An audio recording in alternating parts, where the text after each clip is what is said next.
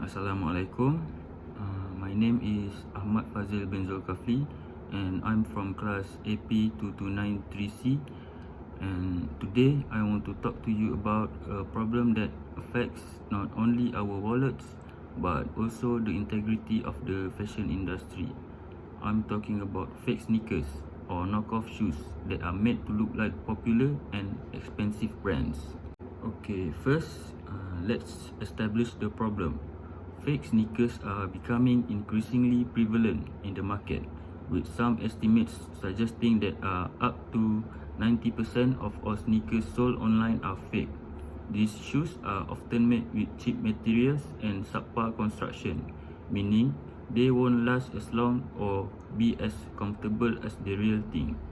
Additionally, buying fake sneakers supports the illegal and unethical practice of counterfeiters who often use sweatshop labor to produce these shoes. Okay, next, but why should we care about this issue? For one, buying fake sneakers is a waste of money. You may think that you are getting a great deal on a pair of designer shoes, but in reality, you are getting a cheap knockoff that won't last.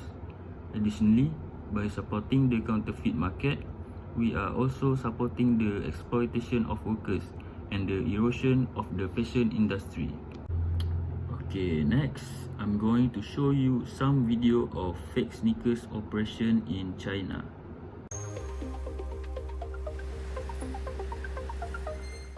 A large-scale smuggling bust. The feds seized 300,000 pairs of fake sneakers that were headed into the tri-state. The group allegedly This month, a group of Chinese smugglers were arrested trying to bring 300,000 counterfeit Nike sneakers, worth about $73 million, into New Jersey. The sneakers would then be taken to locations in Brooklyn and Queens, where they would sell for about $190 a pair. The 42 containers of sneakers came from China. It hasn't been determined what city they came from. As soon as the sun sets, the bikes come out. Each pair is picked up by a courier at the factory and then taken to a middleman who packs it up and gets it ready for shipping, right there in the middle of the street. At any given moment, there are thousands of fake shoes flooding intersections and back alleys. This isn't a coincidence. Nike and Adidas have both had official factories in Putian since the 1980s, which means that it's pretty easy to find the same materials and the same employees that you find in a legit factory. Some stores operate in plain sight, logos and all, and police look the other way, usually. Nah, these just came out very recently.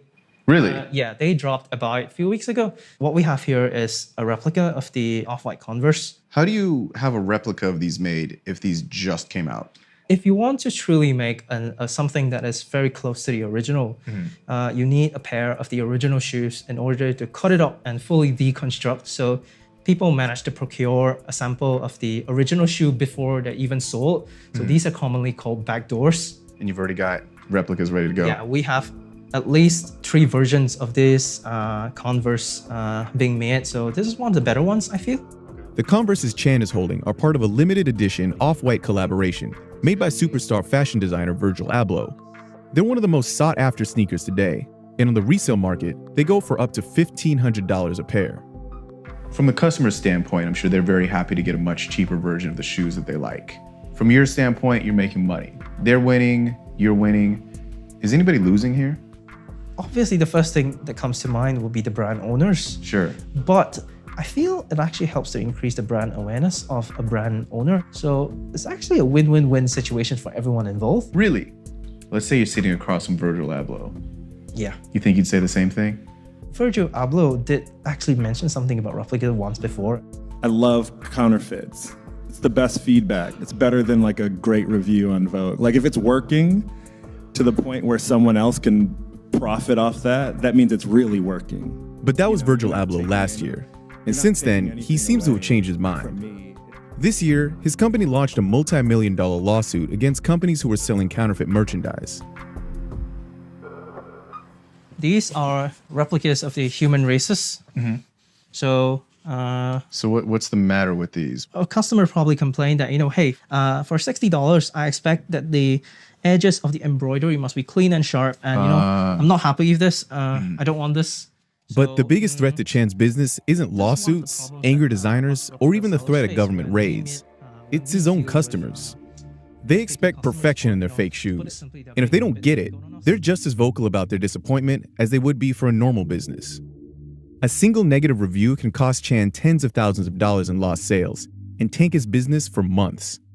This room is mostly stockpiles that resulted from customers complaining that, hey, I don't like certain features of these. These are not what I expected. They're not as good as I expected. And So this wall is just full of rejects. yeah, this is to put it plainly, this is just the rejects room. Wow.